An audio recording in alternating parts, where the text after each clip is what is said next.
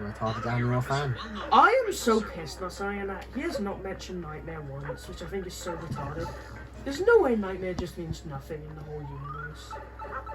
Okay, I know he technically does, but it's for fuck's sake. It's okay, I know he technically does. But... No, but Nightmare should be in a Fury video by now. Why hasn't that been brought up? Go to the annual next one. It is, it's just a stupid ad story. Oh, fuck it. Oh yeah, you think you want to skip the first 3 minutes. This is actually a live stream, but the first 20 minutes is an actual normal video. Oh, okay. I promise. What do you mean the first 3 minutes? It got to be 30 seconds. Oh, well, I only do 3 minutes, so... Nope, you're not dreaming. That It is is impossible to put together the pieces of FNAF. It's just a nightmare trying to do it. Diabolical eggs. Yes. And you all say it was on Dr. Eggman. You are a stupid fucking cunt and you should die, you stupid little... Hello, Internet! Welcome to Game Theory, where it's another day, another FNAF timeline. Don't worry though, I promise this will be my final stab at putting it all together. Yeah, At least until right. FNAF 4. Maybe that means I can finally do Undertale. If you guys want that one, Dr. Egg! let me know in the comments. Now let me start this episode by making it I could do very annual clear. wankers I think thing. the Dream Theory is indeed what Scott intended, where the minigames featuring the crying child from FNAF 4 are real, i.e. there's really a birthday party and he really gets bit, and the events of each night at You really Freddy's get shat across 4 on. games where a security guard is attacked by robots is taking place in his mind. Like I said last episode, the clock sounds coupled with Scott's own statements off. both during the live stream and on Steam sold me 100% on that theory. That said, I, like a lot of you, aren't 100% satisfied with that explanation. Sure, the core gameplay sequences with you as the security guard might all be in the mind of a child, but the underlying story here about a serial killer stalking the halls of the restaurant are just too detailed and too well fleshed out to just be a wash. Here, to me, are the big issues that the Dream Theory doesn't address. 1.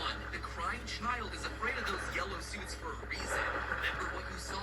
You know what will happen if he catches you. These are lines that his imaginary friend Fredbear Fuck repeats you. over and Seriously, over. I've got all It that. feels a lot more sinister and real than just, oh, this kid saw something scary and misunderstood it. No! Are you kidding The me? puppet doesn't have a good explanation under Dream Theory. Clearly, the puppet is one of the most important forces in this game, but he doesn't fit into the dream The model puppet. completely. A lot of other theorists have said it's symbolic of the boy's actions. That's and his diabolic, you mean? but later this episode, I'll prove that that's not true. If anything, the boy would be the security guard in these dreams, helpless and scared, not the puppet.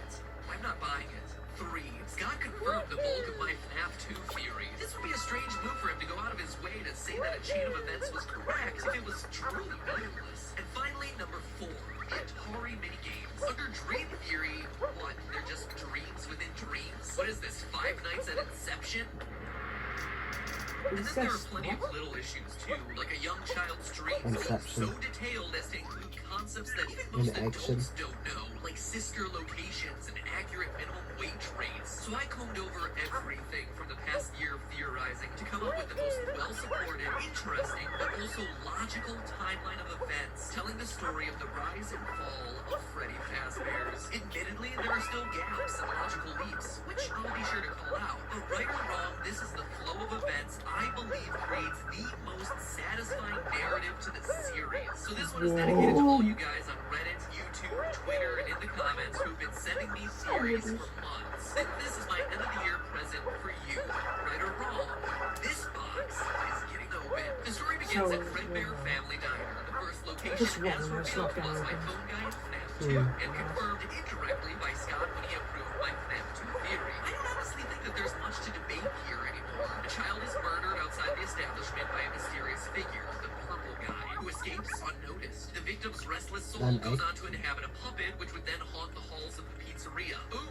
Done. No need to dwell on that. In the wake of the tragedy, the owners sell the name of Fredbear and the character's likeness to a larger company that will soon be known as Fazbear Entertainment. From there, the timeline picks up in 1983, as seen on the Crying Child's television set. Since buying the franchise, Fazbear Entertainment has distanced themselves themselves from the last restaurant by redesigning Fredbear into a golden singer with a yellow rabbit partner. They've also rolled out a popular TV series, Fredbear and Friends, as well as a line of merchandise that includes plastic toys and plushies of all the characters. But perhaps the biggest addition has been a sister location of restaurants where Fredbear's friends It's a sister location. Freddy, Foxy, Chica, and Bonnie, known as Freddy's Fazbear's Pizza. And that is our first major revelation, that FNAF 4's Fredbear themed restaurant and FNAF 1's Freddy Fazbear's Pizza location are open at the same time. We know this thanks to the phone guide tapes uncovered in FNAF 3. For those of you who haven't listened to those enough times to have them memorized, I am so jealous of your life. But secondly, let me refresh your memories. The tapes welcome you to Freddy Fazbear's Pizza, and then mention a tragic incident at a sister location which results in the yellow spring-lock suits being decommissioned. So let me translate that for you. For those unfamiliar with corporate buzzwords, a sister location is defined as another company owned by the same parent company. For example, KFC, Pizza Hut, and Taco Bell are all sister companies, with a parent company that holds them all together being Yum Brands. Yum is right. I could totally go for some Pizza Hut right now. Pizza Hut lunch buffet, you are the That's been best. shut down across the UK. Oh, I really love Pizza Hut as well. You don't. Yeah, I do. That's like my other stupid character trait. Oh, sandwiches! Shut the fuck up. What? How dare you? I'm the lightning sandwich. In turn, is the inciting event that causes the two recently delivered yellow suits from the FNAF 1 location, the Golden Freddy and Golden Bonnie suit phone guy talks about, to be stored away in the location's safe room. At this point, the timeline's still open and hidden in the back of the restaurants. Enter Purple Guy. Shortly after the yellow suits get decommissioned, more FNAF 3 tapes reveal phone guy warning employees to not bring customers back to the safe room and to stop moving the yellow Bonnie suits. In the following days, the safe room gets sealed with a request to, quote, not tell family, friends, or insurance representatives. Now, phone guy may be unaware of what's happening here, but we're not. This is June 26, 1983, the date of the missing children incident we learn about through the newspaper clippings pasted on the wall. Look, this is June 26th. Where in the middle of the Dang. We don't know what that day means. the costume lures 5 children Gay to balls. death, kills them, and then stuffs their bodies into the suits. Although he's Into the caught, taken into dicks. custody, the fact that all of this takes place in the restaurant's safe room, which remember are invisible to animatronics and security cameras, means that the actual murders aren't on camera. As such, the bodies of the children remain missing, hidden in the suits, and the killer can't be charged due to a lack of evidence. This is all represented in the game by the Foxy Go Go Go minigame, where the layout of the game Go get that Star Captain cunt.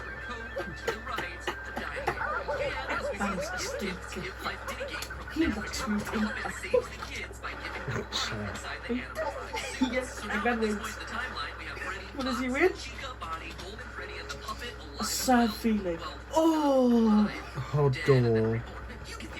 Eggman! Eggman! Eggman! Grandpa, let's go!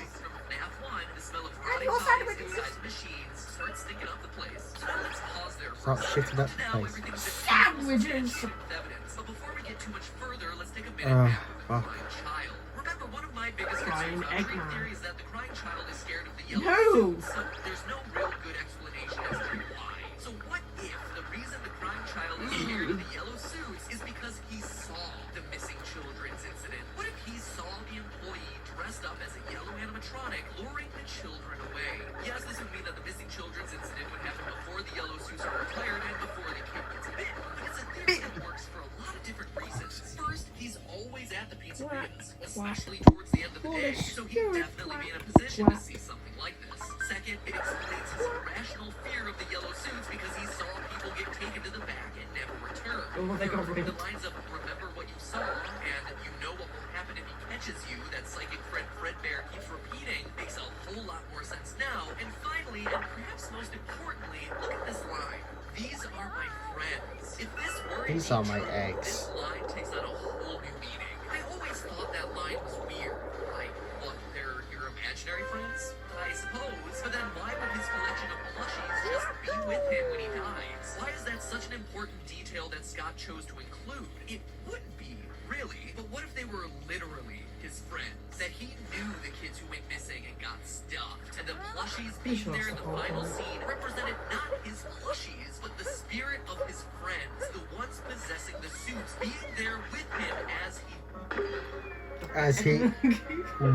Sounded quite diabolical to me. Now that gives you a reason to be scared of this restaurant. But we can take it one step further. There's one more issue with the crying child we've yet to cover. What happens to him when he dies at the end of FNAF 4? My original theory put him in the puppet because of design details, but in retrospect, that was wrong. Reddit user 3i. That's right, Winnie. She was wrong.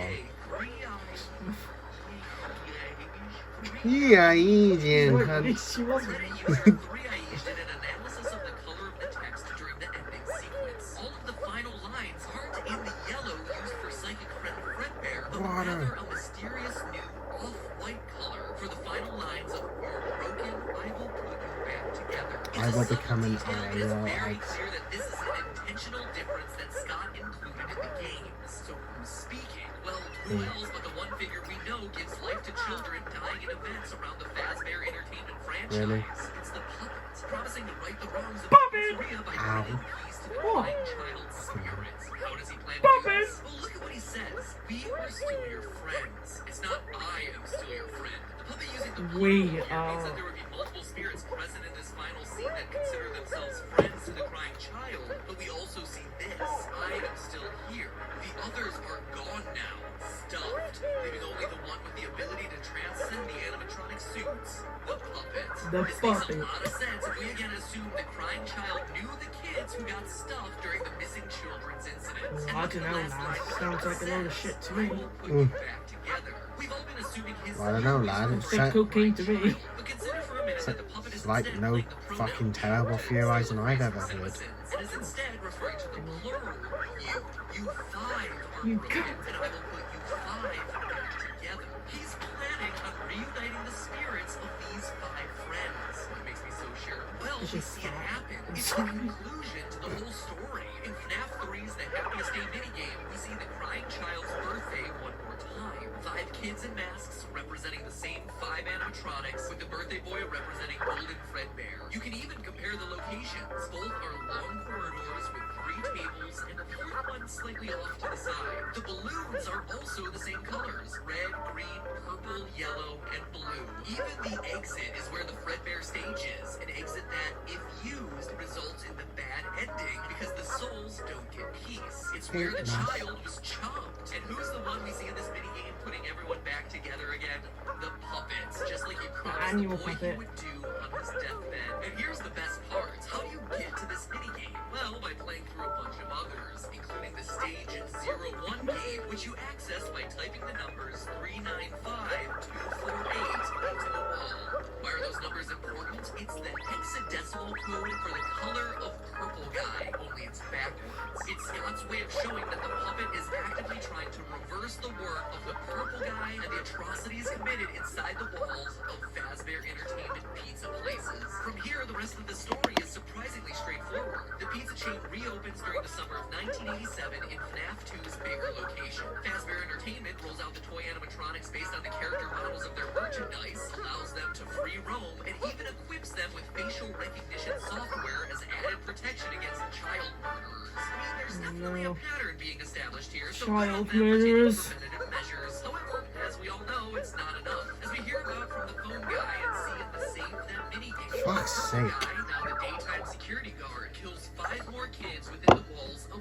this restaurant. When the puppet enlists the help of the possessed Freddy animatronic to save the kids, the purple guy responds, "You can't, because it's true. You're already dead." That said, a case can be made that the puppet successfully gets these 5 souls into animatronics too. Notice that before this, 6 characters were possessed, Hey, but come now on. there are 5 new animatronics in this location: Toy Bonnie, Toy Freddy, Toy Chica, Mangle, and Balloon Boy. Mangle. Spirits for 5 robots? Quite a coincidence, don't you think? Additionally, we hear from No. Phone Guy that around this time, the toy animatronics inexplicably become more aggressive towards adults, but stay friendly towards kids. The only explanation here is that the 5 new child spirits are given life in the new toy suits by the puppets, but these spirits are angry. The pizzeria is gonna close, but not before one final birthday party, where angry and eager Let's for fuck revenge off. against their killer, these newly created, possessed toy animatronics lash out at their murderer, the purple guy, who they know as the daytime security guard. Except, bad news, purple guy is long gone. He did his business and got out. In his place is Got Jeremy, out? night security guard, moved to the day shift, wrongfully attacked by a Oh, vengeful no, toy no, animatronic no, the you day of the stupid birthday, fucking losing his cunt. frontal lobe and pointing the now iconic Bite of 87 moniker in the process. This causes the location to be shut down and the toys to be scrapped. Animatronics from here on out are no longer allowed to I need you to wipe my ass. If you do it right, I'll wipe your spot. Of Night Guard, which brings us to our conclusion. The story Become comes to a Become final Eggman. end in 1993. We know it's that year because of the minimum wage rate at Oh. the time, as well as the 11/12 date on the check. It doesn't matter if you're working night or day shift. All workers get paid on Fridays. And November 12th, 1993 landed on a I Friday. was Friday Just missed. today. So Fazbear Entertainment tries to reopen the FNAF 1 location with the original animatronics and phone guy security night guard. With the restaurant reopened one final time, we see this scene where the puppet is waking up the spirits inside the animatronics one final time. It's time to get their revenge on Purple Guy at last. Phone Guy gets killed, and as we see in the final news article on the wall, no one comes to the restaurant because of its dark, tragic history. With the franchise I'm gonna closing take at my the streams though. Good idea. It's kind of like watching YouTube videos. Fuck you. Okay, it's still on, my good cunt. Good. Here, sometime after, Purple Guy returns to the building, dismantles the suits, and in doing so, unwittingly unleashes the spirits of the dead children who attack and kill him, and if they're real, Seriously? puppet and happiest day finally receive their peace. That is, until Fazbear Fright opens and unearths spring travel with all the other animatronics at peace, the puppet must get his hands dirty one final time, returning to burn down the building and finish Purple Guy off for good, or not, like any good horror story ends. So what about the Phantom animatronics, Shadow, Freddy, and all that? Stay tuned, we're gonna talk about those during the Not live live. stream immediately after this episode. The video's getting really long at this point, so I want to kind of close it out here. But as we close out here, I have to ask you this. Was that answer satisfying? You see, that's the beauty of the dream theory and the frustration of anything else. There's so much lore, so many puzzle pieces to fit together that in order to account for everything, the story can't get much simpler than that. Doesn't even make The sense. existence is so satisfying here because it explains all the How does messiness these of the dreams lore, predict this broad, future? easy to understand strokes without you needing a PhD in FNAFology to understand what's going on. Sure, it is possible to fit the details together cleanly, but it's not an easy to follow story. It's almost like you need a full-length book to truly put all the pieces together. Eggman reads a Okay, book. I get it. Scrap everything I just said. Scott's got a book. Another FNAF video made, moved by a Oh, great! Now he's gonna do another video. This is actually a last minute update. Recording this literally hours before the video live stream tomorrow, but it was just too important to leave out because it looks like Scott agrees with my conclusion. For once, the story is indeed just too crowded to be satisfying. When talking about the new novel, which Okay, my good early, bitch. he said the following quote: "The truth is, Oh my god.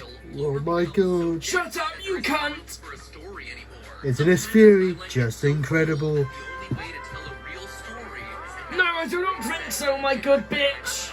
No, I don't think so either, my good bitch. Shut the fuck up. and a 20-minute long timeline for those of you who want something a bit more complete. A bit more. Which do you find more satisfying? Well, let's talk about all of that live right now. No. Gay. Oh, that's smart. I understand, my good stupid fucking nonce. Wasn't started like that. After that, it just got them sitting there. God, that's amazing. Yeah, this is a 2 ass long stream. Alright, my phone's like on it's like close to dying, so Oh, I fuck! won't be able to do any more Odyssey tonight. Well, it looks like a full focus is gonna have to be Matt Pat now. Yeah, so You good, good. Mario's yawning. Yeah, Mario, may as well have a sleep now. Yeah, good fun, that. thank you for watching this Nintendo Pack thing we got going. Mario farts in his face.